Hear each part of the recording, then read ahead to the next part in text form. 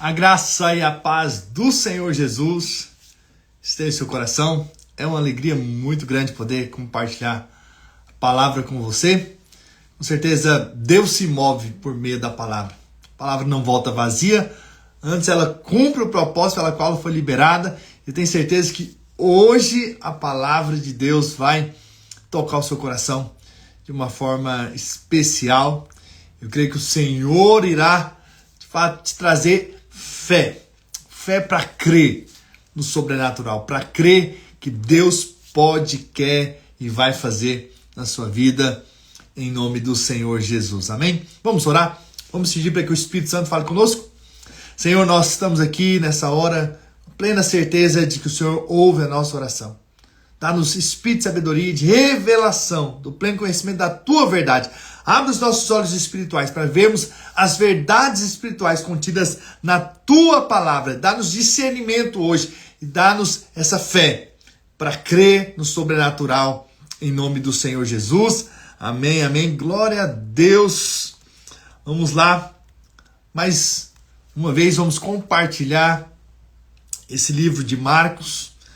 E hoje eu gostaria então de compartilhar um texto que está lá em Marcos capítulo 10, versículo 12. No dia seguinte, quando saíram de Betânia, teve fome. E vendo de longe uma figueira com folhas, foi ver se nela, porventura, acharia alguma coisa. Aproximando-se dela, não achou senão folhas, porque não era tempo de figos. Então lhe disse Jesus: Nunca jamais coma alguém fruto de ti. Os seus discípulos ouviram isso. Versículo 19. Em vindo à tarde, saíram da cidade. E passando eles pela manhã, viram que a figueira secara desde a raiz. Então Pedro, lembrando-se, falou: Mestre, eis que a figueira que amaldiçoaste secou. Ao que Jesus lhes disse: Tende fé em Deus. Tende fé em Deus. É muito importante que você tenha fé no Senhor. Creia nele, creia. Porque em verdade vos afirmo que se alguém disser a este monte: erga-te, lança-te no mar, e não duvidar no seu coração, mas crê que se fará o que diz, assim será com ele. Por isso vos digo que tudo quanto em oração pedirdes, crede que recebeste, e será assim convosco. Aleluia, glória a Deus. Então, aqui mostra essa história, que Jesus, ele teve fome, ele viu uma figueira, e percebeu que ela apenas tinha folhas, mas não tinha frutos. E folhas é aparência, mas não é a realidade. O que Deus espera, na verdade, são frutos. Israel, profeticamente, aponta para Israel, e Jesus podia estar falando aqui de Israel, que não tinha fruto, só tinha uma aparência nesse tempo em que Jesus estava aqui. Mas também, claro, Jesus estava introduzindo um ensino, e é nesse ensino que eu quero me deter. O ensino da fé. Jesus então diz para eles terem fé, porque Pedro fala: uau, a figueira que o Senhor amaldiçoou, ela secou. A sua palavra fez com que algo acontecesse. E então Jesus responde: olha, tende fé em Deus, tende fé em Deus, coloque a sua fé em Deus. Então, você vai ver que a vida cristã, ela é pela fé.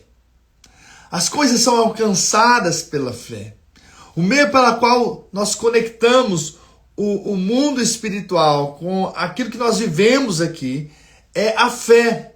A fé traz à existência coisas que não existem. Por isso que é muito importante você entenda a fé. Porque a fé é o mecanismo pelo qual Deus se move, a maneira como Deus se move aqui nessa terra.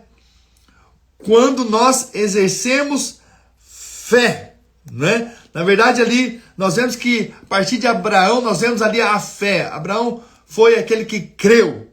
não é? Ele creu e por isso foi justificado. Nós nos convertemos quando nós cremos. Nós adoramos porque cremos, porque temos fé. Nós recebemos algo quando nós cremos da parte de Deus.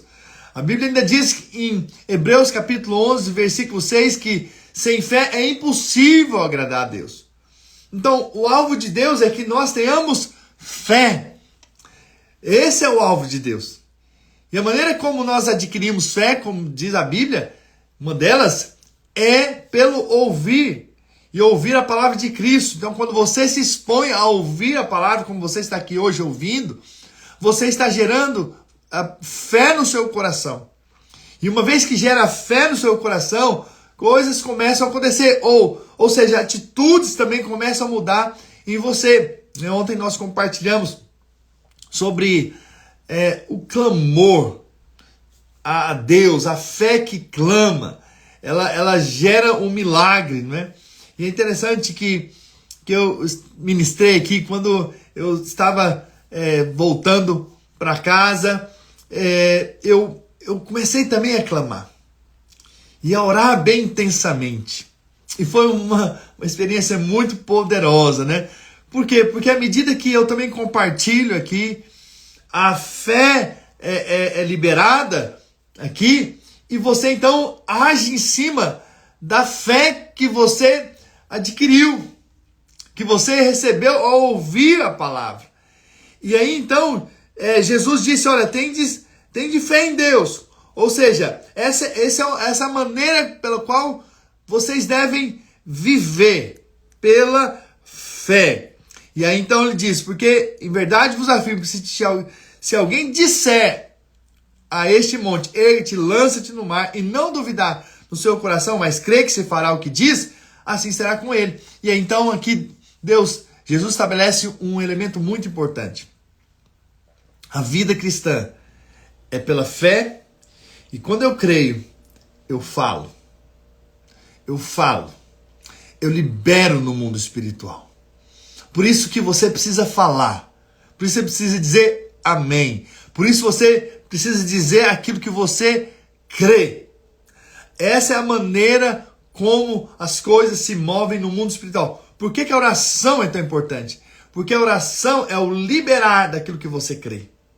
É o liberar daquilo que você acredita que vai acontecer. O fato de você orar mostra que você está crendo. Que você está acreditando no que Deus tocou ao seu coração. E que te deu uma fé, uma convicção para algo. Entende? Então, a fé precisa resultar em fala. Agora, como que você percebe se há fé no seu coração? Por aquilo que você fala. Porque a boca fala do que está cheio o quê? O coração. Se o seu coração está cheio de murmuração, você vai falar sobre, e vai reclamar e vai falar sobre murmuração, vai murmurar. É um fato. Se o seu coração está incrédulo, as suas palavras também vão ser de incredulidade. Mas se o seu coração está cheio de fé, se você está, entre aspas, enfesado, está cheio de fé no coração, né? Com certeza você vai liberar palavras de fé. Palavras de vida vão sair da sua boca. Entende? Isso para qualquer coisa, para qualquer área da sua vida. Quando Jesus disse para essa figueira não dê mais fruto, ele foi especificamente para aquela figueira, Jesus disse. Então, quando você olha para alguma parte da sua vida, você pode então dizer vida aquilo que está morto. Você pode acreditar, você pode também repreender talvez todo espírito maligno que talvez esteja tentando rondar a sua família, a sua casa, os seus filhos, não sei. E você pode dizer no mundo espiritual. Você pode falar no mundo espiritual. Você pode declarar. Você só não pode ficar calado. A maneira como as coisas vêm à existência é por meio da fé. Porque é um Deus que chama a existência. Ele chama as coisas que não existem e elas se tornam realidade. se tornam algo real, concreto. Assim também tem que ser a nossa vida. Nós dizemos, essa tribulação não pertence mais a mim.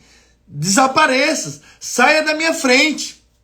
Entende? Esse obstáculo seja retirado agora, em nome de Jesus. Essa dificuldade caia por terra agora, em nome de Jesus. E aí você começa a dizer. Por isso que é importante você orar. Por isso é importante você abrir a sua boca e declarar aquilo que você crê. É importante que você pegue esses textos da palavra de Deus e confesse aquilo que está escrito, porque aquilo que está escrito é aquilo que Deus já disse, Deus já determinou, e você está concordando com o que Deus já disse. Você está dizendo sim para o que Deus já tem para você. Então, quando a Bíblia diz que o Senhor é o seu pastor e nada vai te faltar, você começa a dizer, Senhor, o Senhor é o meu pastor. O Senhor é o meu pastor e nada vai me faltar.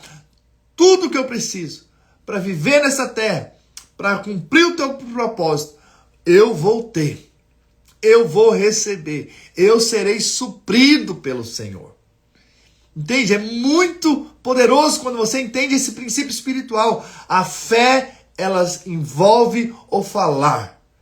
Você não pode ficar calado. Depois de ouvir essa mensagem aqui hoje, você não pode parar de falar. Talvez agora mesmo na sua casa, você pode ter essa liberdade onde você estiver aqui me ouvindo e começar a dizer aquilo que você crê para a sua família, aquilo que você crê para o dia de hoje, aquilo que você crê que vai acontecer em nome do Senhor Jesus. É interessante que eu cheguei aqui no prédio da igreja e hoje vai ter uma conferência Espírito das Mulheres e eu já comecei a declarar, essa conferência vai ser uma bênção.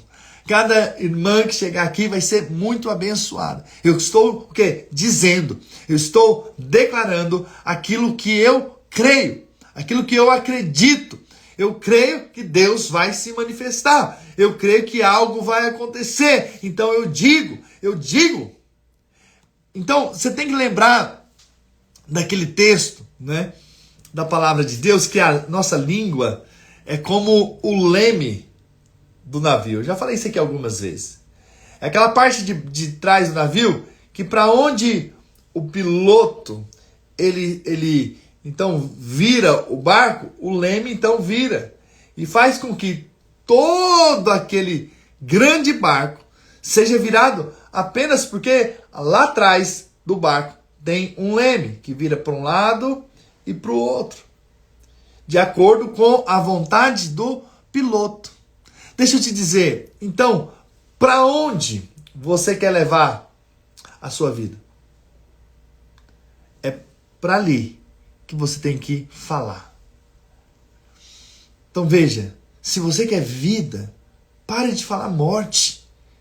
Porque você não tem vida plantando morte. Você entende? Você tem vida plantando vida.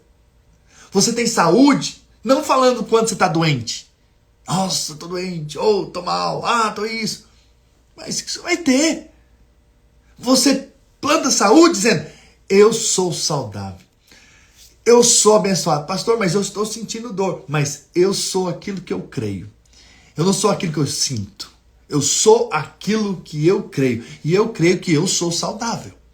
Então, leva a sua vida para onde você quer viver. Eu sou saudável. Eu sou abençoado. Eu tenho força. Eu tenho vigor. Eu tenho ânimo. Eu tenho fé. Eu sou uma pessoa que crê. Você começa a dizer. Por quê? Porque você acredita. Não é simplesmente falar, pastor, mas eu não estou sentindo. Mas é aí que está. É aí que você tem que dizer mesmo. Porque fé não é sentimento. Não espere sentir para falar. Fale. Pode ser que depois você sinta. Entende? Você precisa dizer. Você precisa falar. Independentemente se você está sentindo ou não. Se às vezes é o contrário. Entende? Talvez você está com um sentimento muito ruim.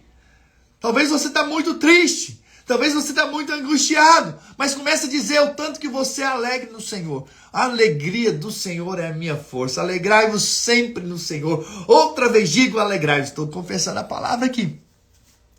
Amém? Então você Mas estou sentindo tristeza. Mas declare a alegria do Senhor. Declare a força do Senhor. Declare aquilo que você crê. Porque é para ali que você vai levar a sua vida. Para onde você quer levar a sua vida? Então, diga, né? A conferência de hoje, né, é diga ao fraco, eu sou forte. É um dizer. Então, diga ao fraco, eu sou forte. Não é, eu estou muito fraco, eu sou muito falho, Isso de fato é o que você está vivendo hoje, a sua fraqueza. Mas Deus transforma a fraqueza em força. Mas antes da força vir, declare essa força. Fale que você tem essa força que procede do alto, que procede do Senhor para a sua vida. E aí sim você vai desfrutar de algo poderoso, da manifestação dia após dia da graça do Senhor. Fala para o Senhor, eu tenho paz. Talvez está uma briga na sua casa. Mas declare a paz. Declare a paz de Deus no seu relacionamento. Declare a paz do Senhor. Porque isso tem poder espiritual. Isso tem muito valor quando você diz. Tem de fé em Deus. Então diga.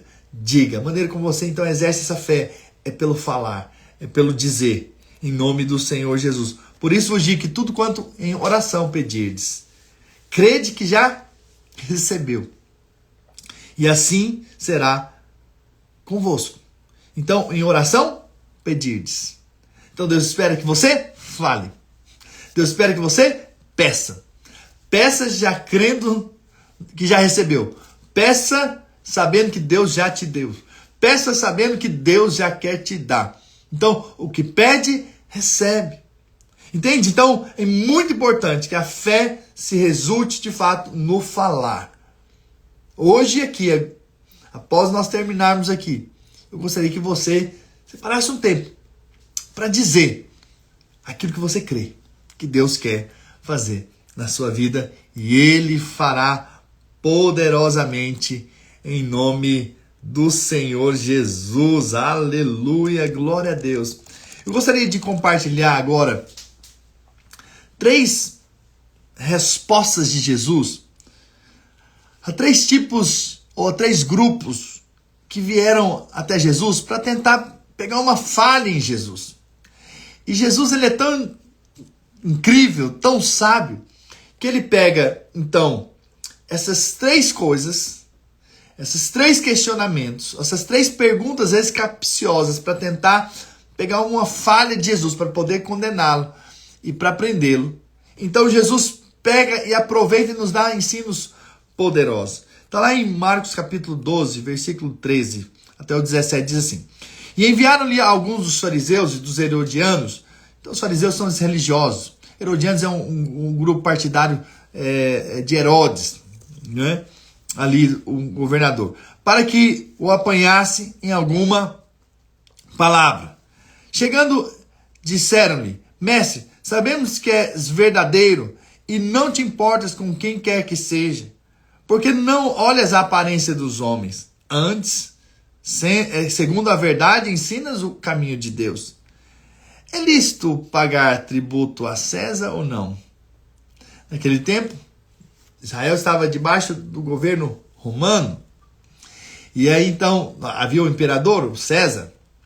Então é legítimo, é lícito, uma nação, a nação de Israel, que tem Deus como o seu Senhor, que está debaixo do governo de Deus, não do governo romano. É lícito pagar tributo a César ou não? Devemos ou não pagar? Mas Jesus, percebendo-lhe a hipocrisia, respondeu: Por que me experimentais? Trazei-me um denário, para que eu o veja. E eles o trouxeram. Perguntou-lhes: De quem é essa efígie e inscrição? Responderam: De César. Essa moeda aqui é de César. Disse-lhe então Jesus: Dai a César o que é de César, e a Deus o que é de Deus. E muitos se admiraram dele. Olha a saída que ele teve. Ele pegou uma moeda, uma ilustração, uma moeda. E dali ele perguntou, de quem é essa inscrição, essa efígie? É de César. Então dá a César o que é de César. Irmãos, eu podia falar aqui sobre dar a César o que é de César. Mas isso é o que normalmente as pessoas fazem. Então, paga imposto, cumpre com as suas obrigações, né, do governo. Isso é dar a César o que é de César. Então, dê o que é dele. Ok? Então, em outras palavras, obedeça ao governo. Né? Faça o que o governo está pedindo. Esse é o que Jesus está dizendo. Claro, dentro sempre dos limites da palavra de Deus. Né? Se o governo manda você não mais adorar a Deus e não falar mais o nome de Jesus, isso, claro, existe uma autoridade maior, mas não é sobre isso que eu quero falar. Mas deixa eu te dizer algo. Muitas vezes nós estamos apenas dando a César o que é de César. Mas não estamos dando a Deus o que é de Deus. Aqui Jesus não está dizendo que você não deve dar a César o que é de César. O que Jesus está ensinando é o seguinte: dê a Deus o que é de Deus.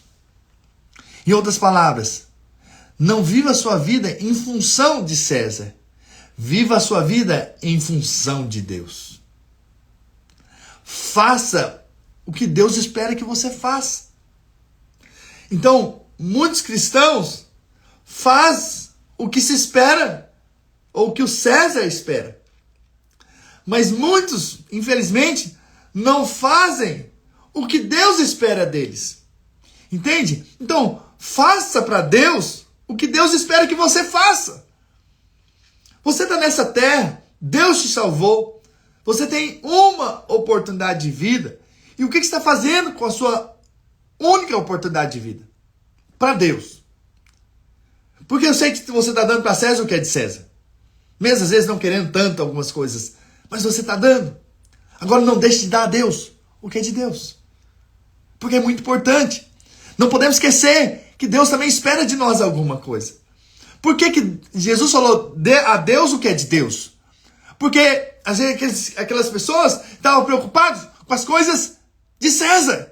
Ou as coisas dele mesmo. Mas não estavam preocupados com as coisas de Deus. Então, o que adianta? Nós darmos a César o que é de César, mas esquecermos de dar, ou deixamos de dar, o que é de Deus. Para Deus. Entende? Nós estamos aqui. Nós temos uma vida. Nós temos uma história de vida. Então, nós possamos usar a nossa história de vida, o nosso tempo, para dar a Deus o que é de Deus. Eu sei que nós ainda nessa terra temos que dar a César o que é de César. Mas não perca o seu coração. Não perca o seu foco. Dê a Deus o que é de Deus. Dê o seu tempo para Deus. Dê a sua vida para Deus. Dê a sua história de vida para cumprir o propósito de Deus. Para estabelecer a vontade de Deus. Para fazer o que está no coração de Deus. Não desperdice a sua vida. Simplesmente vivendo para César. Entende? Vivendo para o que o mundo quer, ou o padrão do mundo, simplesmente. Então, eu não estou falando aqui que você não deva cumprir as leis. Você deve cumprir as leis dos governos. Mas não estou dizendo. Mas o que eu estou dizendo aqui, o que eu quero enfatizar, é que você precisa viver para Deus, viver para a vontade de Deus, viver e fazer aquilo que Deus chamou você para fazer. Não desperdice a sua vida, mas dê a Deus o que é de Deus. Amém? Dê a Deus o que é de Deus. Essa foi a primeira resposta de Jesus. Aí depois chegaram outro grupo, os saduceus. Esses não criam na ressurreição dos mortos. Então os saduceus, que dizem não haver ressurreição, aproximaram-se dele e perguntaram, dizendo: Mestre, Moisés nos deixou escrito que se morreu o irmão de alguém, deixar mulher sem filhos, seu irmão o tome como esposa e suscite descendência a seu irmão. Ora, havia 7 irmãos, o primeiro casou e morreu sem deixar descendência. O segundo desposou a viúva e morreu também sem deixar descendência. E o terceiro da mesma forma. E assim os 7 não deixaram descendência. Por fim, depois de de todos morreu também a mulher. Na ressurreição, quando eles ressuscitarem, de qual deles será ela a esposa? Porque os 7 a desposaram. Respondeu-lhe Jesus: não provém o vosso erro de não conhecerdes as Escrituras, nem o poder de Deus. Pois quando ressuscitarem de entre os mortos, nem casarão, nem estarão em casamento, porém são como os anjos dos céus. Quanto à ressurreição dos mortos, não tem lido no livro de Moisés, no trecho referente à sarça, como Deus lhe falou: eu sou o Deus de Abraão, o Deus de Isaac e o Deus de Jacó? Mas eles já tinham morrido. Mas Deus não é Deus de mortos, Deus é Deus de vivos. Ora, se ele não é Deus de mortos, e sim de vivos, laborais em grande erro. Então veja, qual que é o problema aqui? Ou qual é o ensino que Deus traz? O problema é que eles não acreditavam na ressurreição. E aí, então, Jesus dá uma resposta muito, muito sábia. Quando Deus apresentou para Moisés e, fisicamente, Abraão, Isaac e Jacó já haviam morrido, Deus se apresentou como um Deus de mortos? Não, está vivo, eles vão ressuscitar. Estão vivos, estão em outro âmbito, em outro lugar. Porém, olha só, ele diz algo que é muito importante para nós. Qual que é o nosso erro? Erramos quando nós não conhecemos as Escrituras e nem o poder de Deus. É muito importante que nós, como cristãos, possamos conhecer a Deus. O fato de você estar aqui é porque você quer conhecer a Deus. Isso é um bom sinal. Então, você está conhecendo a Bíblia, conhecendo a palavra de Deus. Então, conhecer é muito importante, mas o poder de Deus também. Saber que Deus é poderoso. Saber que Deus faz coisas poderosas. E aí que nós vemos tanto a palavra quanto o Espírito. Hoje o Espírito Santo que manifesta o poder dele. O poder de Deus aqui nessa terra. Então, nós cremos na palavra e nós cremos no Espírito. Nós cremos na palavra e no poder de Deus. Nós cremos nisso. Essa é a nossa fé. É assim que nós agimos. É assim que nós vivemos. Nós somos da palavra e somos do Espírito. Nós conhecemos a Bíblia, mas também nós conhecemos o poder do Espírito Santo. E damos liberdade para o Espírito Santo agir. Damos liberdade para os dons espirituais. Damos liberdade para os milagres. Damos liberdade para crer no sobrenatural de Deus. E cremos que um dia estaremos todos para sempre com o nosso Deus. Aleluia. Glória a Deus, porque Deus é poderoso. Aleluia! Vai nos dar um corpo glorificado e uma nova história em nome do Senhor Jesus. Então não esqueça disso. Nós não podemos cair nesse erro de não conhecer a palavra e nem o poder de Deus. E por fim, nós vemos os escribas. Versículo 28. Chegando os escribas, tendo ouvido a discussão entre eles, vendo como Jesus lhe houvera respondido bem, perguntou-lhe: qual é o principal de todos os mandamentos? Respondeu-lhe Jesus: o principal é: ouve, ó Israel, o Senhor, nosso Deus, é o único Senhor. Grave isso, o Senhor é o único Senhor. Não faça outra coisa Deus no lugar de quem de fato é Deus. Só o Senhor é Deus. Ok? Amarás, pois, o Senhor teu Deus de todo o teu coração, de toda a tua alma, de todo o teu entendimento e de toda a tua força. Isso é uma repetição da lei lá atrás, em Deuteronômio capítulo 6, versículo 4 e 5. Segundo amarás o teu próximo como a ti mesmo. Não há outro mandamento maior do que esses. Então, ouve, Israel. O Senhor é o único Senhor. E ame o Senhor. E quando amar o Senhor, ame o próximo. Porque é claro que nós amamos porque Ele nos amou primeiro. Então, quando nós temos revelação do amor de Deus, nós retribuímos em amor. Esse mandamento se torna, na verdade, uma resposta daquilo que nós já fomos alcançados pelo amor de Deus. E aí, quando nós amamos, nós também, porque nós fomos amados, nós amamos. E a demonstração do amor é quando nós amamos o nosso próximo, quando nós damos a nossa vida pelo próximo. O amor é dar a vida, não é verdade? Então, qual é a prova que você está amando? É que você está servindo outros. Essa é a prova. Quando você vive para você mesmo, você ainda não está experimentando a essência, a verdadeira prova ali do amor de Deus. Porque quando você ama o Senhor, você vê o quanto, na verdade, você foi amado, você o ama, você quer contribuir esse amor servindo outros. Se você está cheio desse amor, você quer abençoar outros, você quer servir a outros, você quer dar a outros aquilo que você tem recebido da parte de Deus. Aleluia! Esse é o mandamento de Deus para nós, né? Amar o Senhor e amar ao próximo, né? E como a nós mesmos. Então, se nós queremos o bem para nós, queremos também para o próximo. Se gostamos de nos servir, queremos também servir o próximo. Essa é a verdade, né? Essa é a nossa vida. É isso que Deus tem para nós, em nome de Jesus. Amém, irmãos? Glória a Deus. Hoje foi muitos ensinamentos. Eu espero que seu coração esteja aquecido por essas verdades da palavra de Deus. Vamos orar? Senhor, graças te damos pela tua palavra, que é viva e eficaz. Obrigado por tanta fé liberada hoje. Tantas palavras de vida. Eu oro, Senhor, para que essas palavras se tornem reais, verdadeiras nas nossas vidas. Façam parte das nossas vidas. Em nome de Jesus, eu oro para que o teu Espírito Santo nos ajude a vivermos essa palavra da fé. Possamos entender o valor da fé no Senhor, essa fé que fala, essa fé que libera no mundo espiritual coisas extraordinárias. E é isso que nós cremos. Senhor, nós também estamos aqui para dar ao Senhor o que é do Senhor. Dá a Deus o que é de Deus. Senhor, também dá-nos a graça de conhecermos a tua palavra e o teu poder. E dá-nos a graça de amar o Senhor, porque o Senhor nos amou primeiro. E possamos também amar o próximo, servindo aqueles que estão ao nosso redor. Pai, em nome do Senhor Jesus, dá-nos essa revelação, dá-nos essa graça de conhecermos mais o Senhor e sermos instrumentos para a tua glória, em o nome do Senhor Jesus. Quem crê, diga amém, amém, glória a Deus. Que Deus possa abençoar o seu dia e diga aquilo que você crê. Em nome do Senhor Jesus, não deixe de compartilhar o que Deus tem ministrado ao seu coração aqui. Amém? Amo vocês. Não deixe de orar por mim, pela minha casa, em nome do Senhor Jesus. Amém? Um grande abraço a todos. Bom dia.